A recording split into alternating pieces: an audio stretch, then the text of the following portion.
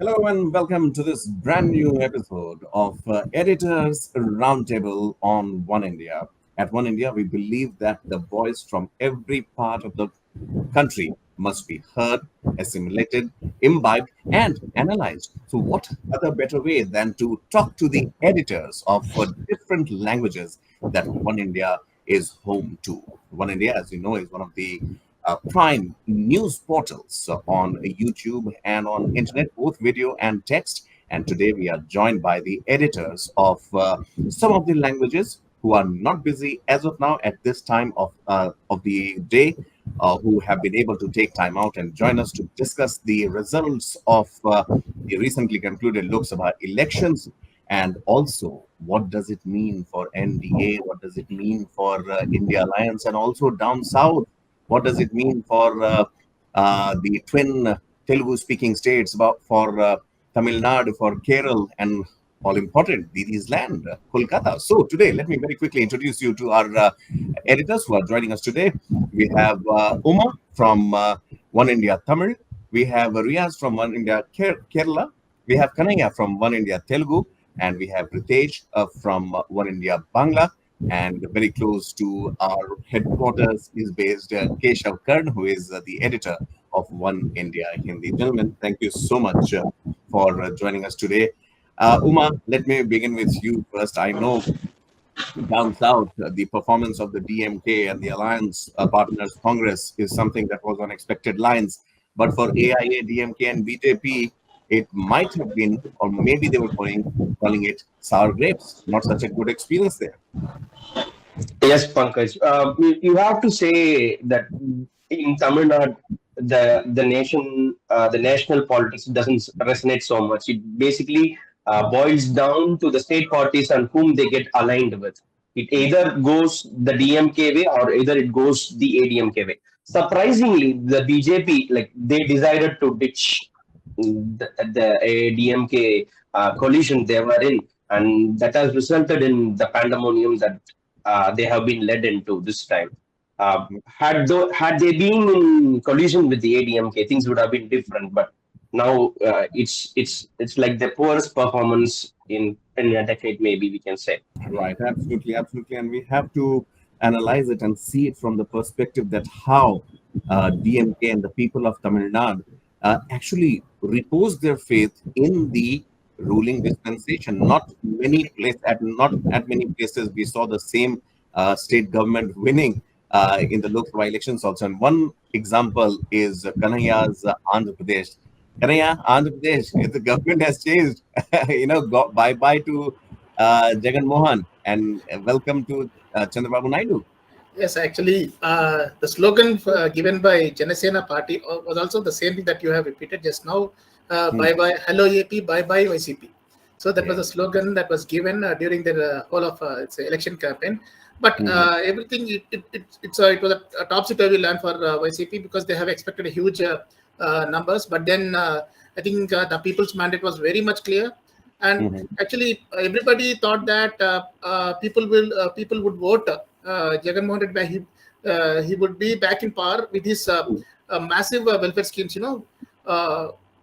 Actually putting the state's development aside and then only focusing on these social welfare schemes. So everybody thought that again Jagan Reddy would be back in power. But it all happened that no exit polls, and no survey agencies could catch the people's pulse actually. Majority of the people, majority of the surveys actually they have predicted Jagan Reddy would come back to power.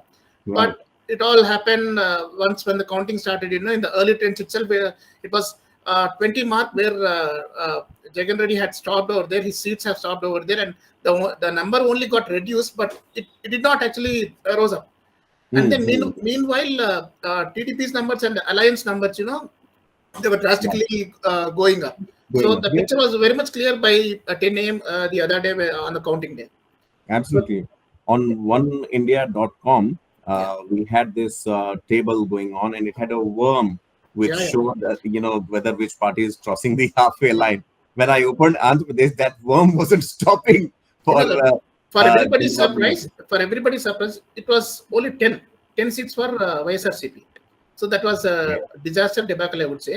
Complete annihilation for Jagan Yeah. Mohan. A young chief minister, definitely by all Yeah. standards, had shown some spark. Also, maybe the capital city, the debate around that also was weighing heavy. People coming back to Chandrababu Naidu, the one person who had envisaged it, has been the chief minister also of undivided Andhra. Lots of things.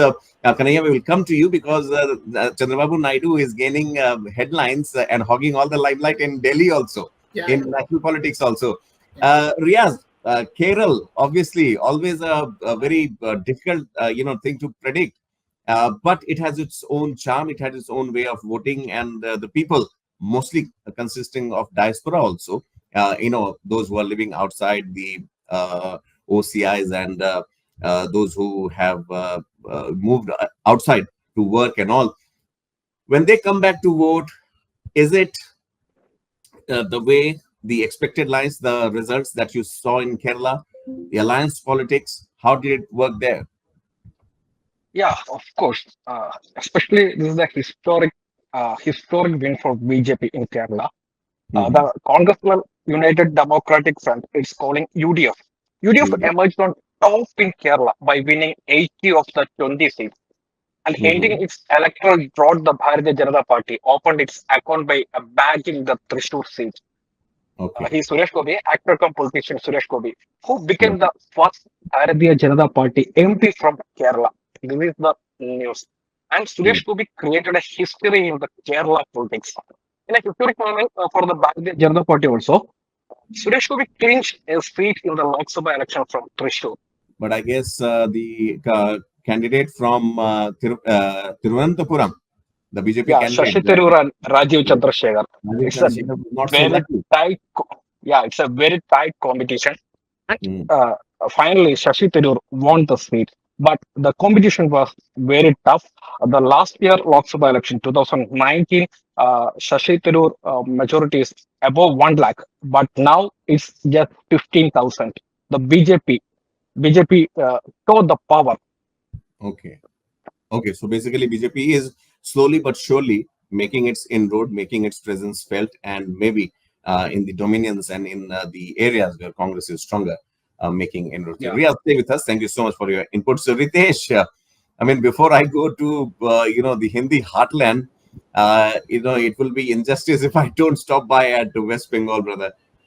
What is going on? I mean, the bisat ekdam khul gayi hai, and the die has been cast, and Mamta Banerjee too holds a lot of significance in these number game. What is the gossip? What is the thing going on in West Bengal? So you all know what the result is. TMC got 29 seats, BJP Yeah. issued to 12. So I'm just stressing some points that is very important. I thought like there are few factors played the most vital roles. Like 90% Muslim voted for BJP TMC this election. Yeah. Left Okay. left slash BJP vote in few seats in Bengal. For example, I'm just giving you Dum Dum is a very intense constituency where Saugat Rai of TMC got 70,000 vote by margin he won. Yeah. So in that seat, CPM has a very strong candidate called Dr. Sujan Chakravarti. He got 2.4 lakh vote. So he cut the BJP vote, and that's why BJP got defeated in that Dum Dum seats. So in last election in 2019, CPM vote share in this Dum Dum Lok Sabha was only 1.6 lakhs. So this time they got increased to 2.4 lakhs. So it's clearly showing that in some cases like Dum Dum, Hmm. CPM has slashed BJP's vote. That's why TMC got some seats extra. Okay. Okay. So Yeah, please carry on. Carry on. so like Rampanthi vote gone to Bampanthis. The vote they were stealing. Yeah, man. Like Okay, so that's the going. When we talk about, say, Dum Dum, when we talk about Diamond Harbour, Uttar Kolkata, North Kolkata, these seats are primarily not the bastions of BJP also. BJP works mostly in the hinterlands of, has succeeded mostly in the hinterlands, barring a few seats here and there. But in your opinion, Ritesh, if we look at the current scenario as of now, BJP was riding high on the factor that first they had 3, then they had 18, and now they have come down to 12 in West Bengal. Do you think that in the days to come, if the arithmetic remains, BJP would still want to have a stronghold, and possibly it could be a good ground for the BJP to actually capitalize on some of the gains? Yeah, because BJP has done the trick of polarization. If you see the BJP's vote share, last election, this election has not decreased that much. BJP still got 38.73% vote. So their vote bank is always almost intact.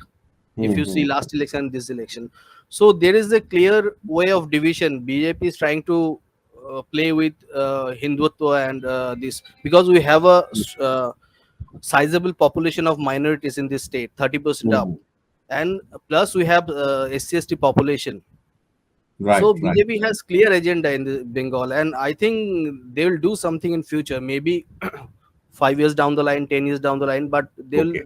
stick to their plans in Bengal, I guess. Not going to leave West Bengal. Obviously, why would they leave? Thank you, Ritesh. Stay with us. We will come back with one more round of questions. But before that, Keshav Karna, sitting comfortably in the state of Uttar Pradesh. Keshav, let me begin with you first before we discuss the national scenario. ये उत्तर प्रदेश में खेला कैसे हो गया? Okay, we have been to UP, and we have noticed that there was a bit of anti-incumbency against the sitting MPs of Uttar Pradesh. There was hardly any anti-incumbency noticed by us or seen by us when we were on ground. But yes, of course, in their internal survey, I am sharing a secret information. Please uh, do. Yes. So in their internal survey, BJP has found that there's a list of candidates sitting incumbent MPs who were not going to win.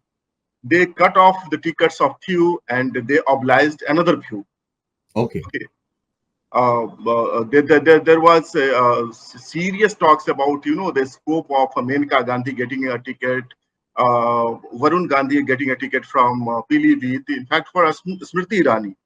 So few they did not give the ticket. They retained the seat somehow by replacing the candidates.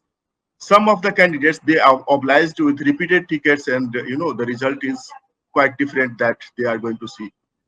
Anti-incumbency against the MPs were not the only reasons. There are other factors as well. The caste equation, and one very remarkable point I would like to quote here is like.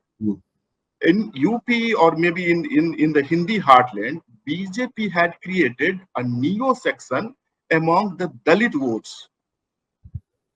This time, that neo section, neo group of voters has dissed BJP, and they went to the other side. Particularly, Akhilesh coining the slogan about PDA that has worked in favor of the India Alliance, particularly in UP, some part of Bihar as well. Right. So, I mean, that has been a crucial factor pulling out the many seats for the India Alliance. Right. If we talk about the central part of India, many states where BJP was expected to do well, it did. I mean, Gujarat, just simply, walked into a very comfortable victory.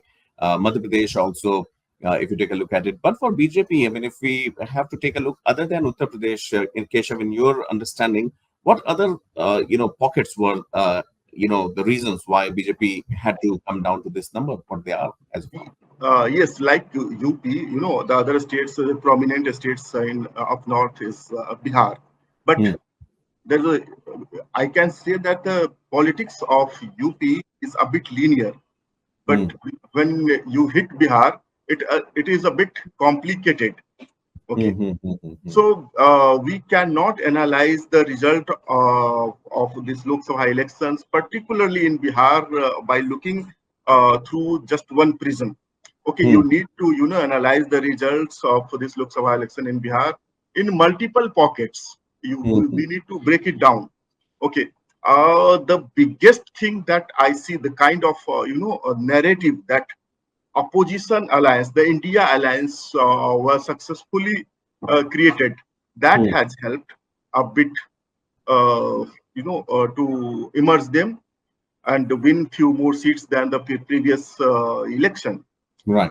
Probably something like, BJP from the parliament, the prime minister has cohorted about ab ki baar 400 par. That has got backfired miserably. The Right. Right. the allies of India alliance, they were successful in convincing the voters that BJP is going to do something big. Maybe they are going to, change the constitution. Maybe they are going to, eradicate the entire reservation system, and that went much appealing to the voters. Later, BJP realized also. So Amit Shah himself, Prime Minister Modi himself, they tried, clearing the illusion, but they could not. It was too late by that time. It was too late. Right, Definitely. absolutely. Uma, same thing applies for the BJP down south also. You said that BJP is, Tamil Nadu's politics is more about regional and less about the national players. BJP failed to make any mark. I mean, at least Annamalai was expected that he would cut the ice for BJP, but unfortunately, even he this time around got sucked into the anti-incumbency that was on. You have to travel back a bit, Pankaj. It goes a long way down, starting from the early 2000s, or perhaps to be more precise, it starts with 1998 when BJP was actually opening the account in the south of Tamil Nadu, to be specific, in the down south regions of Tamil Nadu. The alliance between DMK and BJP was able to reach the commoners, was able to reach the people of Tamil Nadu, was because the image that the then duo, Vajpayee and Sri L.K. Advani posed, and they were agreed to the common minimum plan. So it resonated well with the people, and they were able to connect easily. Whereas when there was a power shift happening within the BJP post the Keshubai Patel era, I must say, it didn't sound that great. Cut back to 2014 when Jayalalitha openly called to the people of Tamil Nadu, asking them, "Bhaiyo or Behno, kya chahiye aap, Modi or lady?" And then that resonated into people switching sides only with Jayalalitha. And then came 2019, where the DMK was able to make a kind of 99% sweep, barring just one seat, which went to the ADMK. And then come back to 2024, where they have taken a clean sweep. It has been a long way. 10 years is quite long time. Perhaps they got hoodwinked by the image that there is some person who's voicing out for BJP, some person who is going to pull the BJP from the depths of despair, taking them up in the ladder. But it was just a one-man show, and clearly politics doesn't work that way.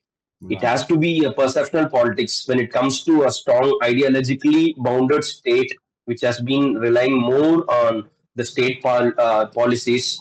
If you speak very plainly, the core policies of the DMK and ADMK are not much different. Whereas when you place Congress and BJP, it's topsy-turvy, or you can see a 360 degree approach difference in the approach of Congress as Congress and the BJP. It doesn't echo the same for DMK and ADMK. So either either state party which is going to align with DMK or align with DMK has to accept what the state partner has to say. Ideologically, culturally, they're not different. This time, when both ADMK and DMK said clear no to BJP, it was already in peril, Pankaj. Right. So, Uma, I mean, is it safe to say that in the years and decades to come, there would be no contestant or a regional player who, if becomes a kingmaker, would vie for the post of prime minister? क्या कभी हमें You can't. You can't be very sure, Pankaj. Like the question was asked to Stalin. Stalin was asked, like, will you be happy if someone from the India Alliance or if the India Alliance partners nominate you for the post of prime minister? He echoed what is monumental father Kalaignar Karunanidhi he said like, I know my limits. I would like to stay within my limits. It's not the person. It was actually a Machiavellian kind of answer that he gave. He chose to be the kingmaker rather than playing the king himself. It goes down the way. There is no clear prime ministerial candidate from the south, to be precise, from Tamil Nadu after Kamaraj. It has only boiled down to the kingmakers. And looking at the current politics now, it's like the number twos who are actually controlling the number ones. I would say like Stalin is making a really smart move. We will have to wait until maybe 10 years or 20 years down the lane to know like if someone from south would actually vie for the top position. Right. Uma, thank you so much. Different shades of politics, especially Tamil Nadu politics, Machiavellian sort of approach. Uma, much as we would like you to stay, Uma, but if you are hard pressed on time, if you have stories to clear, please Thank you. drop out of this call. And thank you. Thank you. Thank you, Pankaj. Thank you, everyone. Nice speaking with you all. Same here, Uma. Same here. Kanaya, I mean, before I go to Riaz, I have to ask you the change that Uma was talking about, that a chief minister stays close to its people. He knows his limits. For Jagan Mohan Reddy, what was the limit that he crossed? Was it the midnight swoop or the early morning swoop on Chandrababu Naidu and put him behind bars? Was it the failure to actually pinpoint the capital of Andhra Pradesh, which is a very emotive issue? Or what was it that costed Jagan Mohan his chair completely? Yeah. So, firstly, let's recall the 2019 victory. So, when Jagan Mohan Reddy had actually come into the government, he collapsed. He collapsed a big meeting hall that belonged to. It was called actually Praja Vedika. It means it's people's platform. So that demolition, that demolition, from then only that his governance, people had some negative impact on him. That he actually targeting that Praja Vedika, that is called the people's platform and all. Actually, and he taking a turn towards three capitals. So that really actually that really put a. People were really fed up with just the three capital theory. So nobody understood why he was going for three capital, but he has his own. Why? Because he wants the overall development. Like Vizag as an executive capital, and Kurnool as a judiciary capital, Amaravati as a administrative capital. Yeah. So three capitals. So he clearly said that Amaravati would not be shifted to anywhere. But we wanted the overall development in the state. That development should not stick to only one place. As he also showed an example, like Chandrababu when he was the chief minister for the erstwhile AP, the whole of the development was in and around Hyderabad. So he did not actually move to the other place of the state. But now that he coming into power and the state, the state was actually reeling under financial crisis, and there were more of debts, all these inexperienced Jagan Mohan Reddy had come into power at that point of time, and after that he actually he gave that Navaratnas, that promises what he has to keep up, the 9 promises. Those completely around social welfare. So people were really a few people, not a majority of the people, the urban oriented people and educated people, they were actually questioning whose money is going to whose pockets. So from there it all started off. They thought that let's give Jagan Reddy one chance. So they gave, but he could not utilize it to the fullest. And that was the main reason that because when people from south, when they go to north, if somebody asks them which is your capital, they were unable to tell. But when Chandrababu Naidu was there, they used to tell Amravati was the capital. But now since it's a 3 capital, and that was there was not even a single stone laid for the 3 capitals, that actually put people in confusion. And now the confusion is cleared with this mandate. Right. Maybe he was leaving it for his next stint. But yes, the work that was done by Chandrababu Naidu, I presume in Amravati, as the capital, was left desolated. I saw a report where the buildings, the area that was allocated, a lot of expenditure there but Jagan Mohan failing to work on that, and he took a different route altogether. And Yes, also his arrest, that led to yeah. many various. I mean, people were also a bit fed up with Chandrababu's arrest, because he's actually a great man in politics. He has actually Mm. he played a very key role in the national politics during Vajpayee's era. So such a man who had a 40 years experience, 40 years experience, who served who served the 3 times Mm. chief minister, was put behind bars. That also might be one of the reasons for this massive mandate. Right. Maria, thank you so much. Thank you so much, brother. I know time is of essence. I won't stop you from, be it any part of the day. Editors always have to respond to lots of calls and mails and messages. Thank you so much, Kanaya, for bringing us a fresh perspective from the Telugu state of Andhra Pradesh. Riaz, obviously, what applies in Tamil Nadu not necessarily applies just a few 100 kilometers in Kerala.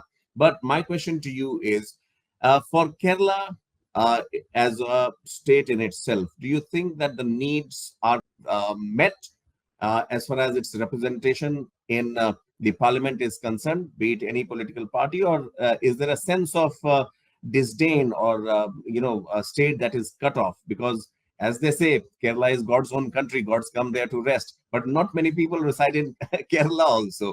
Most of the households have some family members staying outside. So what is the factors where people hold the government or the sitting MP to accountability? Yeah, of course. But this time, the changes, a lot of changes happened in Kerala. Mhm. I give an example. There is a constituency in Kerala, Vatakara. Okay, more than 30,000 people came from Gulf countries to vote here. Yes, This is a 30,000. 30,000, For a 30 state like Kerala, it's almost people like, came yeah. from Gulf countries, especially Saudi Arabia, UAE, Bahrain, and other countries. Mhm. Yeah, it happened. The result. It's taught the result. They got the taste of their own medicine. I mean, were they in for a rude shock? When people come from outside, they will definitely have examples from other parts of the world, Yeah. and then they want the same things here. So their parameter is very high when they vote. Then one more thing, the Rahul Gandhi. Everyone know Rahul Gandhi in the Wynad Lok Sabha constituency and many other sitting MB of the party, and it's at least retained their seat. But there is one question. Hmm. Everyone know Rahul Gandhi, Wynad or Raebareli. The suspense over Rahul's pick continues. This is the main question now asking. Yes. Is standing with Raebareli or Or Wynad? why not? Yeah, this I is more mean, debatable. if you ask me, I think it's a very valid question, because you can't hold MP seats from two different seats, MP's position. I think if Rahul stays with Wayanad, in my opinion, it would be rather better, because Raebareli again happens to be a Gandhi's bastion, and even if the bypolls happen there, it would be a Congress, representative who would win. So why not? I think. Why not? Why not is the mantra from my side to Rahul. Riaz, thank you so much, brother. You can also please, continue with your daily routine of, going through all the copies and publishing them on One India uh, Malayalam. Thank you so Oh, much. one more thing. Yes, brother. Almost similar to the result of the 2019 Lok Sabha polls, in which the left could win only one seat. Same has happened, only one seat, Hmm. and and the left is ruling the government. And in Lok Sabha, uh, they have only one seat, Hmm. and the left strongest areas, even a lot of constituencies, they went to the back. So, in that scenario, also, you mean to say that the dynamics change at times when it comes to Kerala, the voting Yeah. in Kerala, right? Lovely. Thank you, Riaz. I mean, the state that has representatives like Shashi Tharoor, who by all means is a darling for media, Keshav, and his commentary is something that is pretty reminiscent of the state that he comes from. Thank you, Riaz. Thank you so much for breaking down the state of affairs in Kerala. And we're left with Ritesh and Keshav. Ritesh, there has been a development uh, in the political spheres, as you would have picked up. Kangna Ranaut was slapped by one of the CISF personnel at uh, uh, at an airport while she was getting to board a plane. These things, obviously, we see some streaks here and there, but looking at the bigger picture, what is your prediction, Ritesh? That how do you see 8th of June is when Narendra Modi takes oath as Prime Minister for the third time? Do you see any possibility in between that India Alliance, Chandrababu Naidu, Nitish Kumar, Mamta Banerjee, they can swing something, surprise there? They're actually trying. From yesterday, we've seen couple of meetings happen. Abhishek meets Akhilesh Yadav and others. Mhm. So there will be meetings, there will be discussions, there will be they will try to do something from their end. But Hmm. I don't feel that something change Hmm. something Good. there will be some change in the things. Hmm, hmm, hmm, hmm. Modi is going to swearing in. Modi is going to be the prime minister again, and but the pressure is there, and BJP and NDA is feeling the pressure, and they will feel the pressure in the Hmm. coming 5 years for sure. Okay. Okay. So obviously that's there, and many political pundits are also hedging their bets on the fact that now this NDA is obviously where the BJP doesn't have the clear majority, will be something of a strained sort of alliance where the alliance partners too would ask for their fair share and maybe fair exposure that many a times was seen missing in the previous NDA 2.0 and NDA 1. Ritesh, thank you so much, brother. I think Keshav and I would be taking the viewers to the end of the discussion here. Keshav, if I have to, just sum up the whole state of affairs that happened in the last 40 to 45 days, starting from 19th of April till June 4th, the Indian electorate has finally, in the last 45 days or so, has proven that no matter what appears on the surface, there is always an underbelly, a thick underbelly, which votes and changes the governments or cuts any big government to Right. size. Yes, yes, definitely. So this is how the Indian, voters have got matured. Hmm, This entire electoral system of the country has got matured in last 70-75 years. hmm, I throw a salute to the Indian voters. They have given a superb calculative mandate. hmm, hmm, hmm, Of course, the mandate is for NDA, but NDA will definitely find it difficult to sail the boat as hmm, they do not have the enough strength. Particularly with Modi being on top of this government as a prime minister, we have known him. He has no experience, neither the temperament good to run a coalition government. like, All these years, be it as the chief minister of Gujarat or hmm, the prime minister of India, he has run the government of a solid majority, not only just a majority, a solid majority. hmm, On top of that, he has been one who was calling the shots on the top. Now, making a bit of coordination, giving a space to the alliance partner. hmm, It is going to be a new game for Mr. Modi and his erstwhile colleagues in the cabinet, right, particularly the two guys from the government, or two guys from Gujarat, as they are fondly hmm, referred to. It is hmm, going to be a tough game for them as well. They have to make a lot of adjustment. right, Particularly, I am a bit wary of the agenda or the kind of issues that they were, bouncing during their last stint. I am sure now these things will go on back burner, be it UCC, be it one nation, one election. And on place of that, the new alliance partners, those who are in commanding position, the likes of Naidu and Nitish, so this Hmm. N factor, Naidu, Nitish, and NDA, though they are propelling the Modi 3.0 into the government, but they come with a serious challenge as well. Right, right. Keshav, much that we get into the nitty-gritties here. One thing is for sure that the NDA government, as of now, as other editors also mentioned, is going to be formed for sure, but definitely a lot of course correction. And as Yogendra Yadav yesterday told One India, that three, four things would definitely change.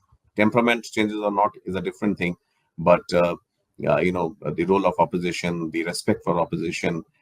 He also mentioned judiciary, to the fact that how the social institutions would also be, given the due that is there, and needless to say, the strongest opposition so far in Indian Parliament would make sure and would find hold the government accountable if at all there is any excuse for the Definitely. The government. government now, since it has been cut to the size, no Hmm, party has an absolute majority, particularly BJP.